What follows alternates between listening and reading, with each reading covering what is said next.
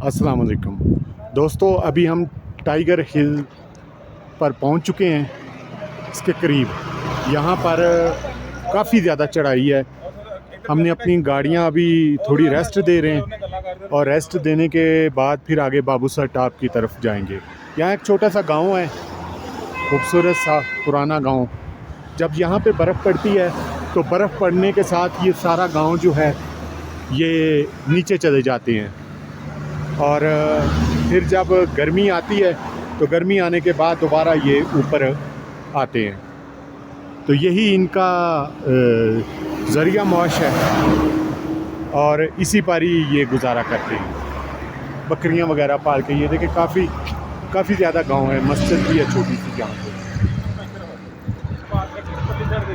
ये दरियाए कुनहार, नीचे जा खूबसूरत मंज़र है ये। और ये ऊपर चोटियों पर अभी भी बर्फ़ मौजूद है जो पानी बन बन के नीचे आ रहा है। दोस्तों, ये सामने जो पहाड़ी है, ये जो चोटी आपको नज़र आ रही, ये टाइगर पीक है। इसे मिनी केटू भी कहा जाता है। जलखड के इलाके में ये आती है और बहुत ही ख़तरनाक चोटी है। पूरा साल इस पे बर्फ़ पड़ी रहती है। इसे टाइगर पीक कहते हैं। इसके साथ ये काफ़ी ऊंची ऊंची चोटियां हैं, यानी कि आप यहाँ पर ये कह सकते हैं कि बाबूसर टॉप जो है उसकी टॉप पर पहुँचने की रेसल जो है वो शुरू हो चुकी है। यहाँ से जलखड अभी ऊपर आएगा और ये छोटा सा गांव है, खूबसूरत सा गांव है ये।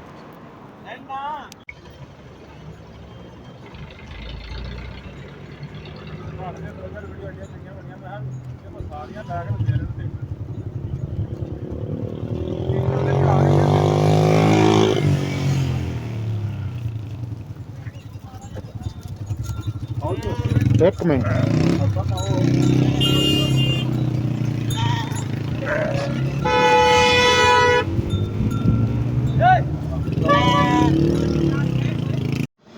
बटाकुंडी से आगे सड़क जो है दरियाए कुनहार के साथ बाल खाती हुई बदतरीज बुलंद होती जाती है। बटाकुंडी सतह समुद्र से 8,700 फुट की बुलंदी पर है और बटाकुंडी से तकरीबन 13 किलोमीटर के फासले पर अगला कस्बा जो है बिड़वई है और ये सतह समुद्र से 9,500 फुट की बुलंदी पे है। चंद एक दुकानें हैं लेकिन इतना कोई ख़ास नहीं है यहाँ से, लेकिन कुछ झीलों को रास्ते जाते हैं, रत्ती गली हो गई इस तरह। तो इससे आगे जो कस्बा है वो आ जाता है जलखड। ये जलखड जो है ये बहुत मसरूफ़ कस्बा है और ये बिड़वई से 11 किलोमीटर और नारान से तकरीबन 40 किलोमीटर के फासले पर है।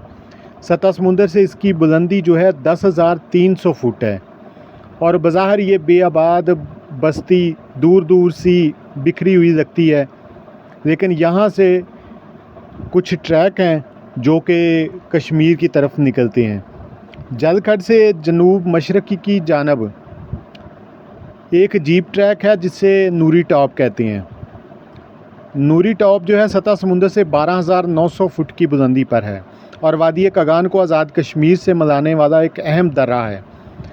ऑफ रोड है और बहुत ही ख़तरनाक रोड है, लेकिन सर फिरे यहाँ पर भी जाते हैं, कश्मीर से जलखड और जलखड से कश्मीर।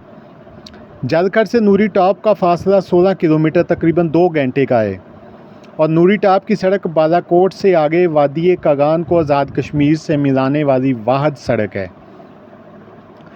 इसने दर्रे के दूसरी जानब ये सड़क अतराई उतरते ही आज़ाद कश्मीर में दरियाए नीलम के किनारे पर वाक़या शादरा के कस्बे से जा मिलती है। जलखड से निकलते ही ये सड़क बुलंद होती सरसब्ज़ वादी में से गुज़रती है और आसपास जलखड वादी के दिलकश मनाज़र देखने को मिलते हैं। इस सफ़र में दाएं हाथ पर आपको चौड़ी वादी में सुकून के साथ बहता हुआ और जलखड नाला न दिखाई देता है। नूरी टॉप पहुंचकर अतराफ़ में वसी मनाज़र और सामने कश्मीर के पहाड़ आपको देखने को मिलेंगे। नूरी झील वादी कगान की एक और पोशीदा झील है।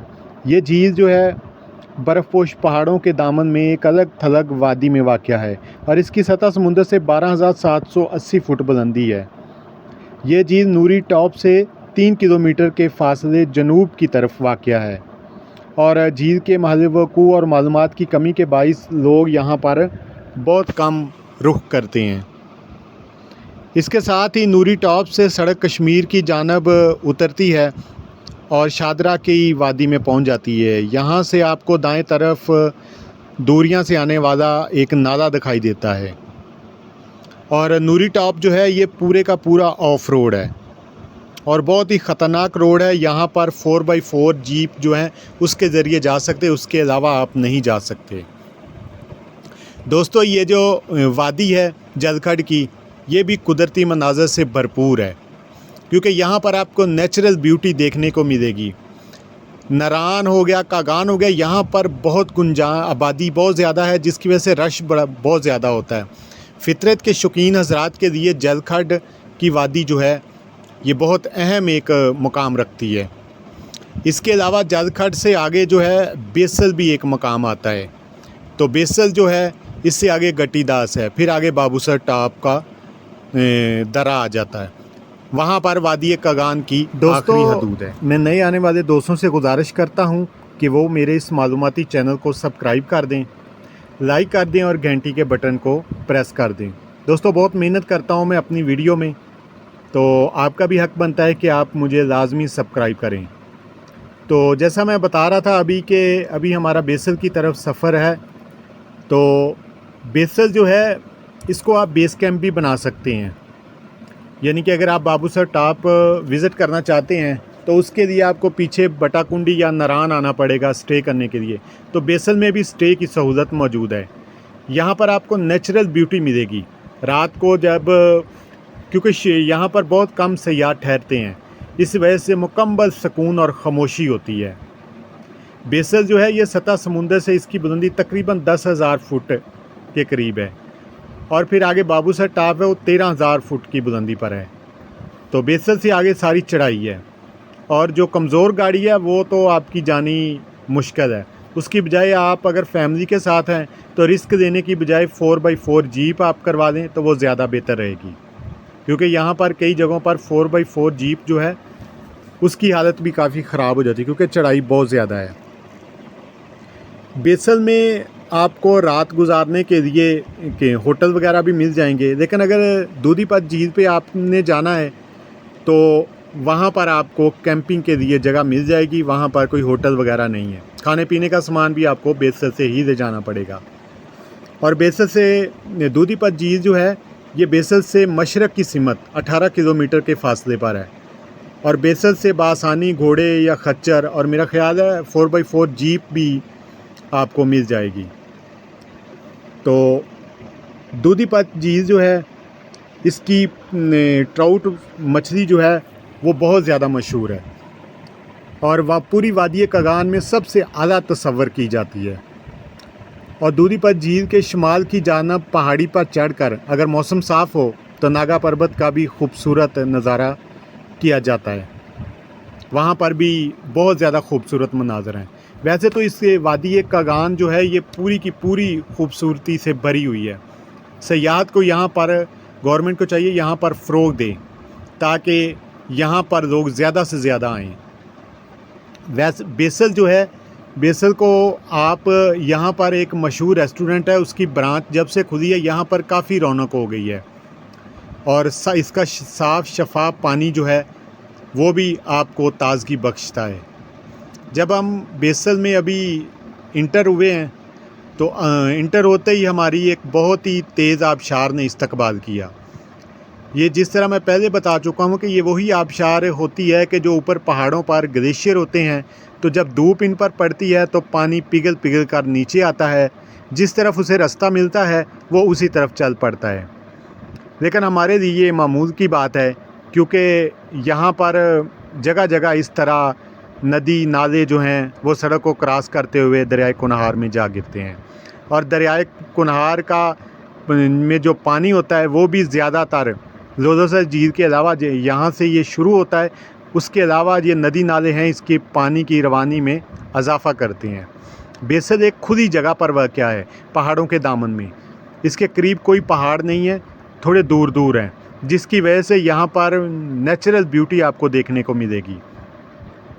इसके अलावा यहाँ पर वर्कशॉपें भी मौजूद हैं। आपकी गाड़ी का कोई मसला बन जाए तो यहाँ पर मौजूद है, पेट्रोल वगैरह भी मौजूद है, और मोटरसाइकिल की वर्कशॉप, इसकी मैकेनिक की दुकान भी मौजूद है। कोशिश करें नारायण से आप अपनी गाड़ी को मुकम्मल तौर पर इसकी ट्यूनिंग वगैरह करवा के ही निकलें, रास्ते में ना ही आपको ये चीज़ें करनी पड़े। तो यहाँ पर फिर इसके अलावा खाने पीने का भी काफ़ी वसी वैरायटी दुकानों पे मौजूद है। लेकिन हमने कुछ खाया तो नहीं यहाँ पे, लेकिन मेरा तजर्बा है कि नारायण से तो रेट ज़्यादा ही होगा, क्योंकि जितना भी यहाँ पर सामान की तरसील होती है वो नारायण के रास्ते ही होती है। तो नारायण में अगर महंगाई है तो ज़ाहिर है यहाँ पर भी महंगाई होगी, क्योंकि नारायण से तो ये काफ़ी दूर है।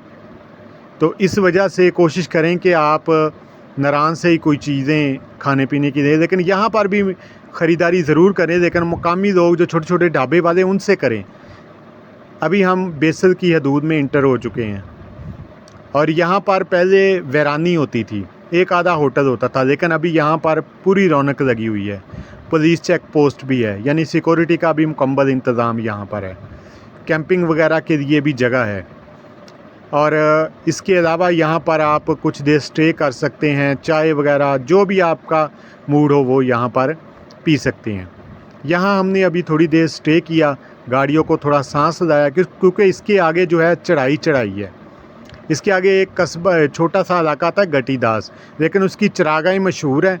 वहाँ कोई कस्बा यानी जिस तरह ये बाज़ार है इस तरह कोई नहीं है। तो वह उसकी चरागाहें और कुदरती नेचुरल ब्यूटी बस वो मशहूर है। ये एक मशहूर रेस्टोरेंट है यहाँ पर, जब से ये बना है उसके बाद यहाँ काफ़ी रौनक हो गई है। यहाँ पर रिहाइश का भी इंतज़ाम मौजूद है। तो अपना बहुत सारा ख्याल रखिएगा दोस्तों, और फिर मैं दोबारा रिक्वेस्ट करता हूँ मेरे चैनल को सब्सक्राइब कर दें, लाइक कर दें, और घंटी के बटन को ज़रूर प्रेस करें, ताकि मेरी हर आने वाली नई वीडियो का नोटिफिकेशन बर वक्त आपको मिल सके। मेरी वीडियो आपको कैसी लगी है, इन्फॉर्मेशन कैसी लगी है, कमेंट करके मुझे ज़रूर बताइएगा। मुस्बत या मनफी आपके कमेंट से ही मैंने अपनी कामयाबी का रास्ता